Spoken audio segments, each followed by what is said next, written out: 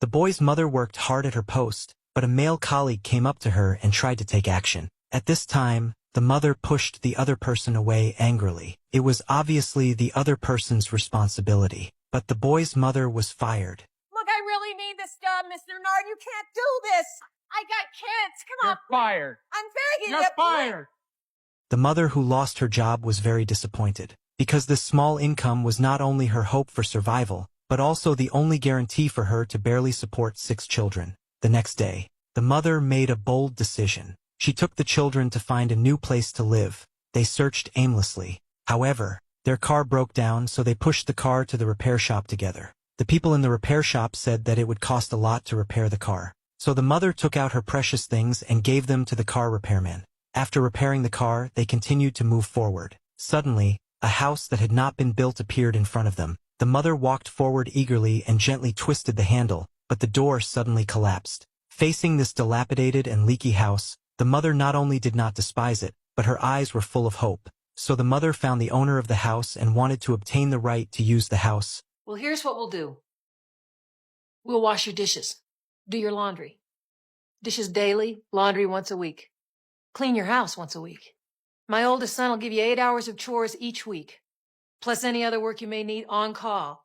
After listening to the mother's words, the owner of the house immediately agreed. So they began to improve the house. Mom sold the 4 wheels of the car, and then bought a batch of wooden boards and waterproof canvas. She also found a job in a restaurant in the town. During the day, Mom stayed at home with her children to build their safe haven. At night, she worked as a waitress in the restaurant to earn a living. The owner of the nearby house saw how hard they worked, so he also came to help them build the house. The owner of the nearby house wanted to give them the doors and windows for free, but Mom insisted that the owner of the house write an IOU, because Mom said she would pay the other party after she got her salary.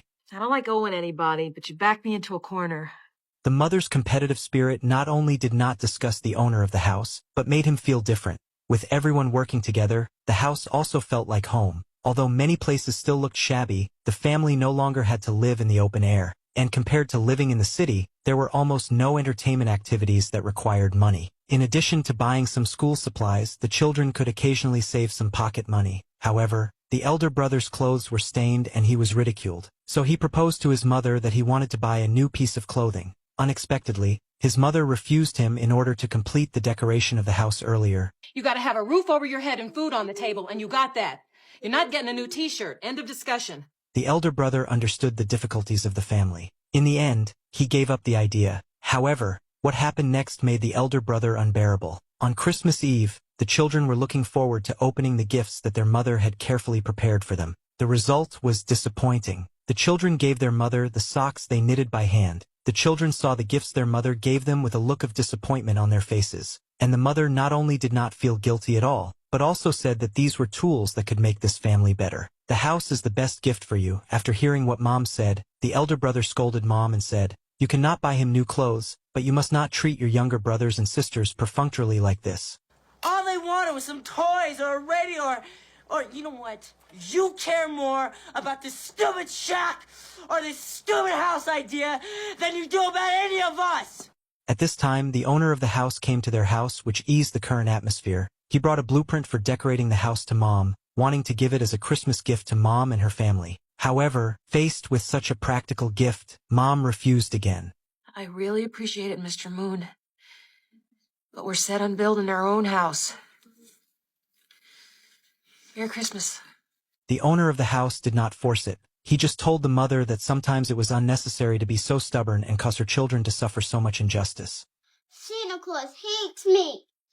At this time, the mother suddenly felt that her children were a little wronged. So she asked the owner of the house to drive her to the church in the town, because someone wanted to give a gift to her children last night. But the mother refused. The mother also asked her to give it to a family in need. However, when she came to the church to find that person, the other party said that he had listened to her advice and gave it to other people. The mother returned home with regret, empty-handed. The children also knew that it was not easy for the mother, so they personally put on the socks she knitted for the mother. At this time, the mother had a guilty expression on her face. She felt that she had ignored the feelings of the children. However, when the children took out the second gift for their mother, the mother could no longer hold back her tears. It was a skirt that she particularly liked but had always been reluctant to buy.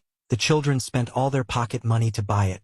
They wanted to give their mother a surprise on Christmas. Mom didn't expect that they secretly prepared such a good gift. The next day, Mom came to the car and found the brother who was looking at the photo of his father alone. Mom knew that he had also paid a lot for this family and endured a lot. You don't want to be the man of the house. I know what you have to give up.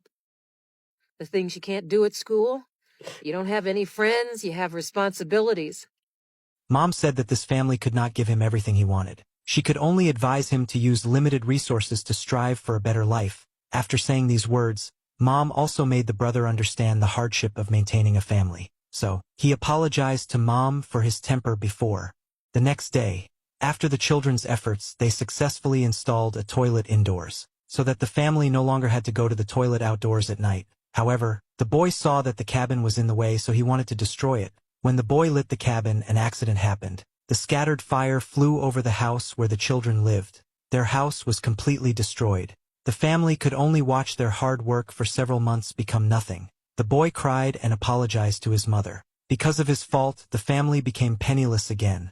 But the mother did not blame him. The next day, the mother comforted the children and said that everything would be fine. As long as people are safe, everything can start from scratch.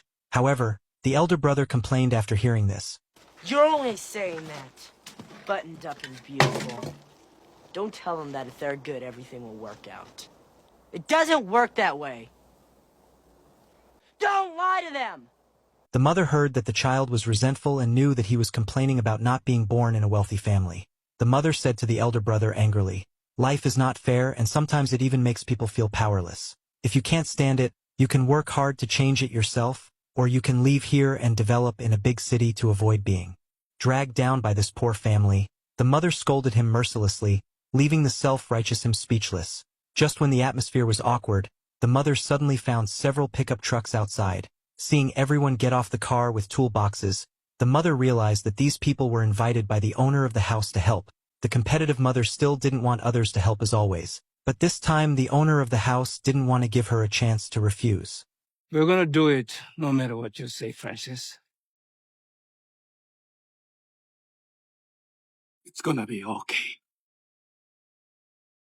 With the concerted efforts of all, a brand new house stood up from the ruins. Finally, they paid off all the villagers' expenses after 4 years. This movie also tells us that although there are many difficult things around us, this can never be an excuse for us to give up. Perseverance and a positive attitude are the key to our breakthrough of adversity. It is also the most precious wealth in our life journey.